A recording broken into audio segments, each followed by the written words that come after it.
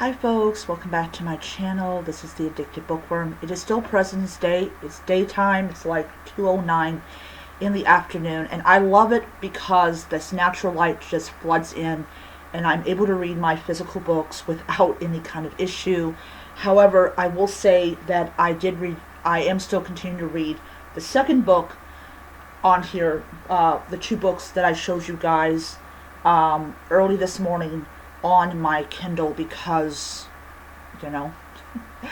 Anyways, so this is a part 2 of the day 1 of tackling my physical TBR, and I got a thumbs up from someone who watched my video, so thank you so much for your thumbs up. I do appreciate it.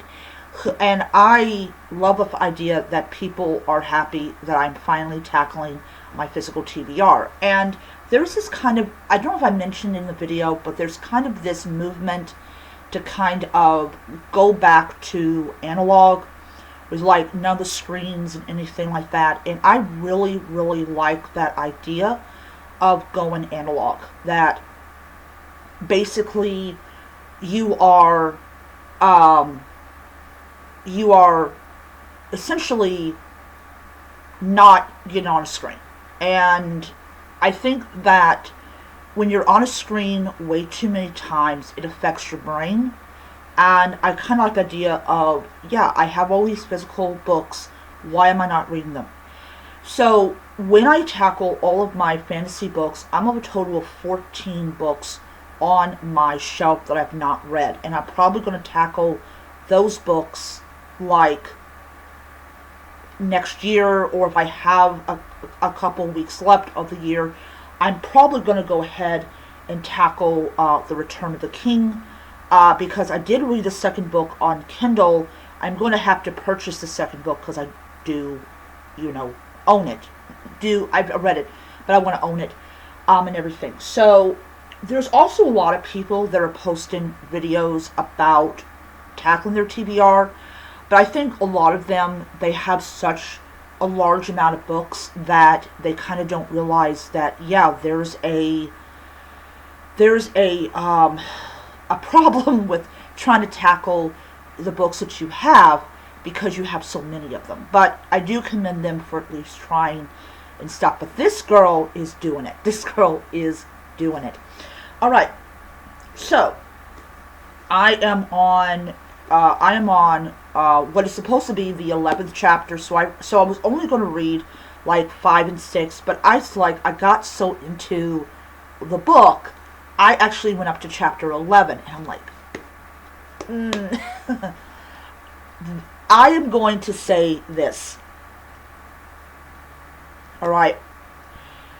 Dune Messiah is turning out to be, first of all, a lot easier to follow than the first book, and 2, so good.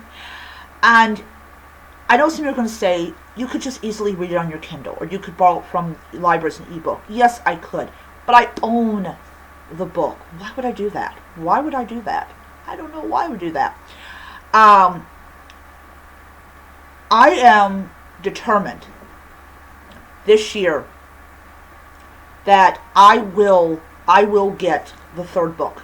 And even if it means going to the library and borrowing the physical edition, I will do it. But I really do want to own the third book in this series. I mean, I know that if I buy the third book, it's just going to add to my TBR, but I'm enjoying this series so much. And the conversations that characters are having, and also they're making it very clear that spice is addictive. So it's like, we know that in the Dune series, or the Dune world, spice controls everything. And it's amazing about when you sit down and actually read the book, instead of just glossing it over like some people do, that you realize very quickly how addictive this drug actually is. I'm going to just say it's a drug. People might think, no, it's not a drug. If you're addicted to something, it's a drug. Just like me reading all these books is a drug. And it's like, you kind of wonder what would happen if this drug vanished. I mean, how quickly would it collapse entire economies? Um, so yeah, I am loving it. And then, interesting enough, the emperor, or I think he's an emperor. He talks about, what was it? Genghis Khan and Hitler, and he calls them emperors. And I'm like, I don't think that's what they would have called themselves, but you can probably tell that there is a huge, huge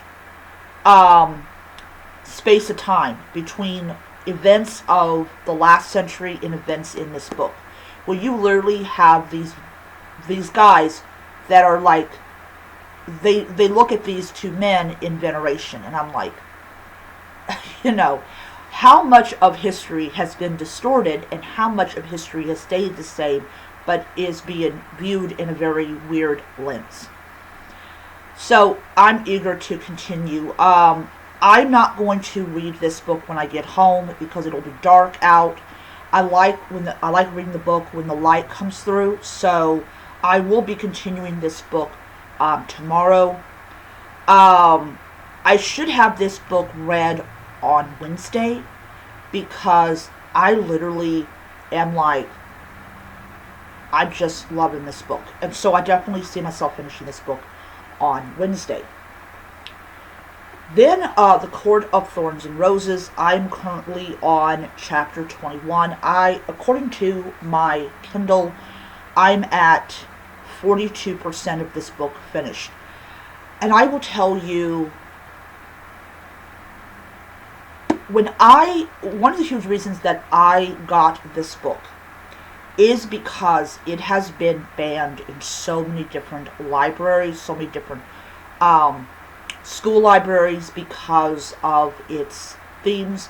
And I'm really into reading banned books. And, you know, when you're introduced to this world of the Fae, especially when she goes into this world because of the treaty, you really kind of wonder what exactly is going to happen to her, you know, and then we learn a great deal about fairy, like the mating, which is basically, you know, when two fae are connect in such a deep way, and it doesn't matter if the guy is a complete psycho lunatic, the woman will not say shit about how bad her mate is. It's like it numbs the woman to make any kind of critical kind of thought. And so, I cannot pronounce his name, but he had some brothers who were absolute psychos. And luckily for him, according to him, they were killed. I was like, yeah, I'm happy they were killed too. And it's all about, like, if you show any kind of sign that you're interested in a title, you'll get killed for it. So you kind of hide it, but your power actually doesn't care about that. It has no sense of self-preservation. We also find out that the house that she is staying in once had slaves, something that our main protagonist does not like. However, there's no slaves anymore. They all went away. All in all, I don't even know how percentage I am to that. The Dune Messiah, I don't know how much percentage I am with this book. I might be at 50. I'm not exactly sure. It kind of feels that way. But I do know my percentage on here because I'm reading it on Kindle. Now, the second book, I will not be reading on Kindle. I will actually be reading it entirely physical. But yeah. But when you sit down and actually read a physical book, and you're getting lost in the story, it really makes these electronic devices null and void. And I will be the first to say, if you live in a place that has extremely limited space, I mean extremely limited space, go ahead, get an e-reader, read all the ebooks you want. But I still have a little bit of space, or I'm actually thinking about doing is getting some wall shelves and putting them up. I got some over here. I'm going to take it down. I'm going to take the items down off of here, and I'm going to actually use it to put my books, but they're going to be kind of like this. So yeah, we'll just see how many books they will fit. But yeah, I'm thinking about using these shelves to put up like some sci-fi books or something like that.